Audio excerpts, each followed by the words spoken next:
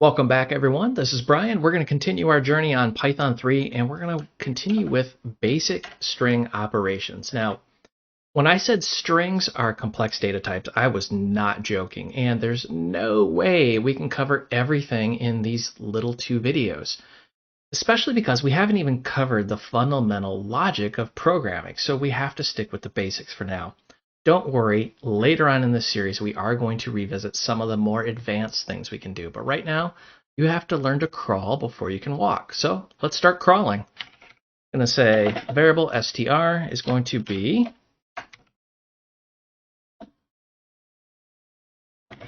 hello world. This is a string. Very, very simple, and we're going to start off with here. So what we're going to do in this video is we're going to do things like getting the length of the string, repeating the string, replacing characters and things of that nature, and even slicing them and getting the specific indexes or positions within the string.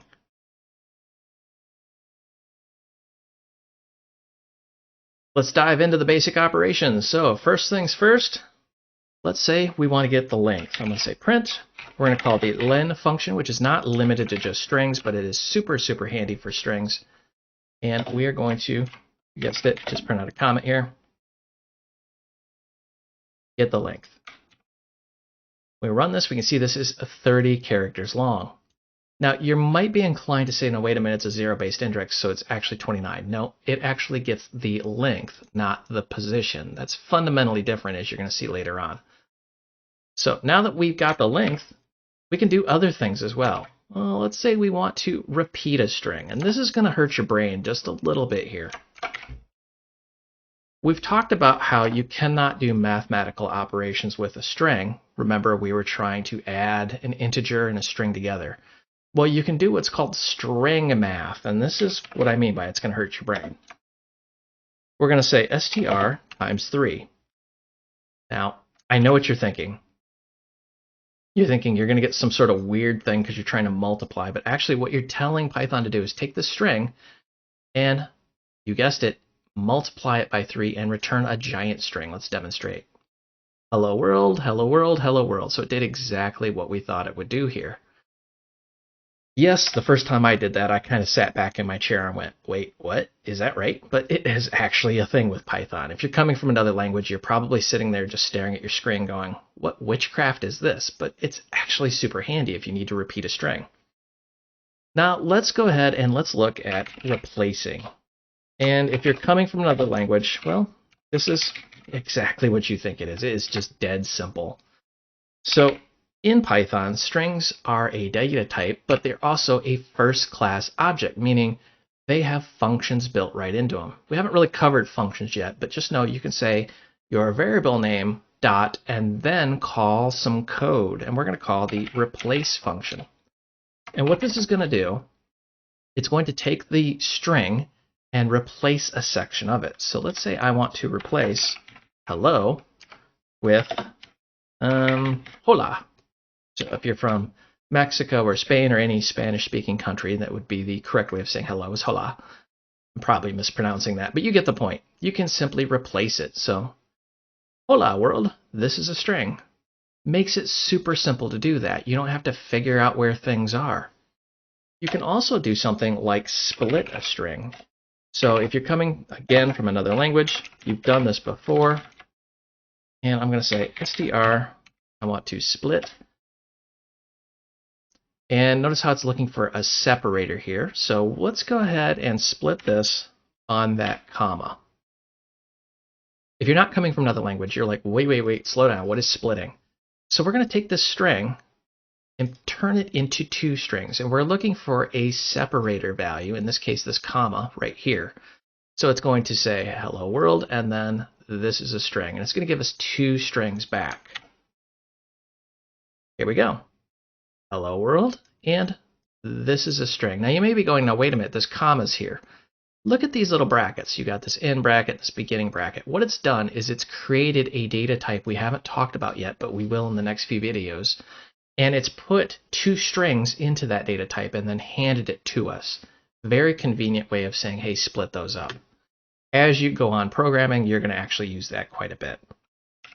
Now, let's say we want to know if this starts with something. So I'm going to say str and I want to say starts with. Does it start with the letter H? I'm almost embarrassed to type that comment starts with because it's pretty self-explanatory what it's doing, but just in case, it's going to return a bool and it's going to tell us, hey, yes, it does. If we switch this to like J, does it start with the J? False. Very simple, handy way of determining what's going on. We can, through the magic of copy and paste, switch this to ends with. And let's say we want to make sure this ends with an exclamation. True, true. There we go. And let's go ahead and look at uppercase, lowercase, and capitalization. We're just going to say print. And we want upper. And it's going to give us hello world. This is a string all in uppercase. You notice how it's got these brackets here, and that's because it is a function. If we omit those, we're going to get a built-in upper of string object and then this number.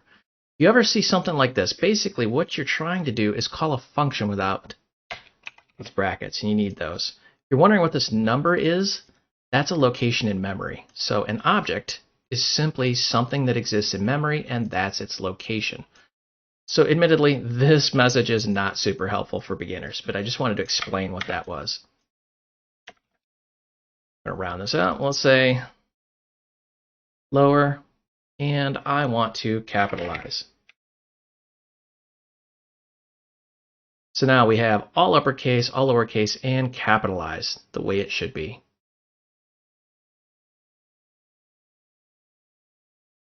Let's take a look at slicing. And when I first heard this term, I actually had like this vision of whipping out a lightsaber and slicing something in half. And it's actually not far off from what we're talking about. We're talking about getting a substring. Now, when I say a substring, remember, this string is just a series of characters, and each one is at a position. So the 0 would be here, and then 1, and so on, and so on, and so on, and so on. So what we want to do is get a substring, or a slice. Think of it like you have a pie in front of you, and you're going to get a slice of pie. You're not taking the whole thing just apart. So for example, I can say I want the word world, or I want just th out of the word this, or this specific space. Or I wanted to get everything in the end up to that point. You can do things like that very, very rapidly in Python. And this, if you're coming from another language, I'm going to tell you, is extremely cool once you wrap your head around it. So we're going to say print. And we're going to take our variable. Now we're going to put those brackets there. That indicates we're getting a slice. The format here is very simple. We want the start, a colon, and an end position. So the start position in this case, we're going to say the 0, or the starting position, and we're going to end in 5. And what this is going to do is it's going to get the first 5. This is a 0-based index. Let's print this out and see what happens here. 1, 2, 3, 4, 5. Hello is 5 letters. There we go. So it did exactly what we're trying to do here. Like I said, it looks a little confusing at first, but once you start wrapping your head around it, it's not super hard. Now I want to start at the 6th position, and I'm going to omit the ending. And what we're doing here is we're saying we want to get from the 6th position all the way to the end. So when you omit something, it automatically defaults to the beginning or the end, depending on which one you omit. So the 6th position would be, you guessed it, world all the way over here. Ta-da! Works as expected. Let's go ahead and grab this, and let's try something a little bit different. We're going to start at -7. Now you may be going, wait, what? Negative? How can we have a -7? Well, when you have a negative, you actually start from the end. So because we're starting with a negative, it's going to start back here and count backwards. Actually pretty cool how that works.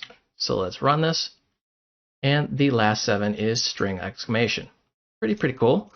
Try doing that with some other languages, and some are going to be very cool. Some are just going to completely infuriate you depending on the language.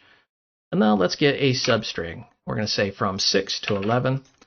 And we want to get 6 to 11 just for our notes here. See what that looks like. And it is the word world. Very cool, very simple, very easy. Now, if you're coming from another language, you're probably still stuck on this right here. Don't worry, whenever you see that negative symbol, just think you're starting from the end and working backwards. Now, slicing is cool and all, but it's not super helpful unless you can actually automate the way of getting the number, because no one wants to sit here and count things, right? So let's look at how to get the index or the position of something. What I'm going to do is I'm going to say L equals, and we're going to look for the comma. Now, if we look at our original string, we've got this comma right here, but we don't know the position it's at. So I'm going to hide that off the screen, and we just want to know, hey, we want to look for this. We're going to do it two different ways. We're going to say C equals str find. This is what I love about Python. It's very, very intuitive. Find does exactly what you think it would. It finds something. It's going to tell us what we're looking for is the L. It's going to tell us where it's at. Or if it doesn't find it, I'm going to say -1 if not found. Let's go ahead and say print. And I want to say find return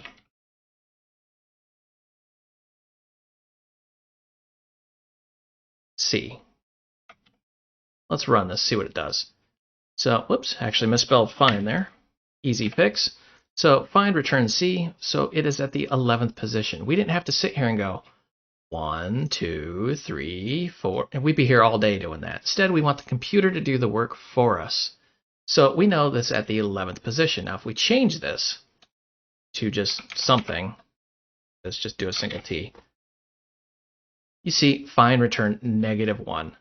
So in this case, when you see -1, you can say it's just simply not there. It's not going to return a 0 because remember 0 is the starting position. So find is really, really cool, but if you're coming from another language, you're probably looking for index of, which is something totally different. So I'm going to say I equal str index. We're going to give it the same thing, the L. And now we want to this.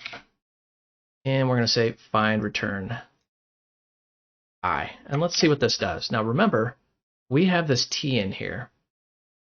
Where is T in here? It's, well, right there, but it's a lowercase, not an uppercase. So it should return a -1, or will it? Actually, no, it does not.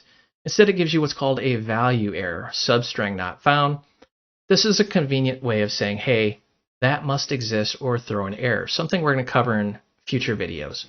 Just know that find will not return an error and index will return an error. So most of the time you're going to want find. But if you're coming from another language, you think you want index and you really want find.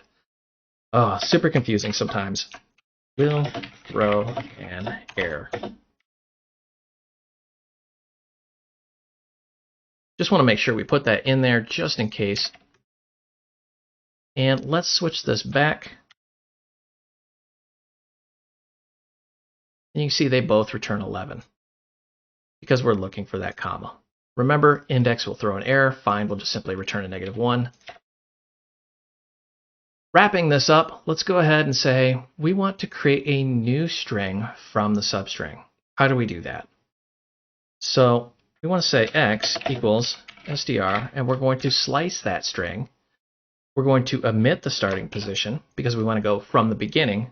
And we only want to go to the position of this comma. If that seems super confusing, let's slow way down. So we have a string, and it says, hello world, comma, this is a string, exclamation. So we're looking for this guy right here, which we found at the 11th position. And we're saying, okay, so from the very start, hello world, actually I'm just going to copy this whole thing right down here.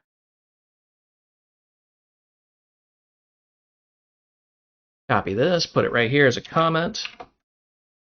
There we go. So we're going to say so from the very beginning, right here, all the way up to the position we find we want to create a string and call it X. Now we want to take that and just simply print it out. Hello world. Super, super simple. So quick recap. Strings are first-class objects in Python. They are Unicode by default. They are UTF-8, although you can specify some other way of doing it. Google's your friend if you need to do that immediately. And you can do some really cool things like get the length, repeat it, replace it, split it, make sure it starts with, ends with, upper, lower, capitalization. You can slice it, dice it, do whatever you want to do, and you can search for or find things within the string. And if you need to throw an error if it doesn't exist, you can use index, which I do not recommend because it's not really a good idea to throw an error in your code most of the time, and you can create your own strings from substrings very simply, very easily. I hope you enjoyed this video. You can find the source code out on github.com. If you need additional help, myself and thousands of other developers are hanging out in the Void Realms Facebook group. This is a large group with lots of developers, and we talk about everything technology related, not just the technology that you just watched. And if you want official training, I do develop courses out on udemy.com. This is official classroom style training. If you go out there and the course you're looking for is just simply not there, drop me a note. I'm either working on it or I will actually develop it. I will put a link down below for all three of those. And as always, help me help you. Smash that like and subscribe button. The more popular these videos become, the more I'll create and publish out on YouTube. Thank you for watching.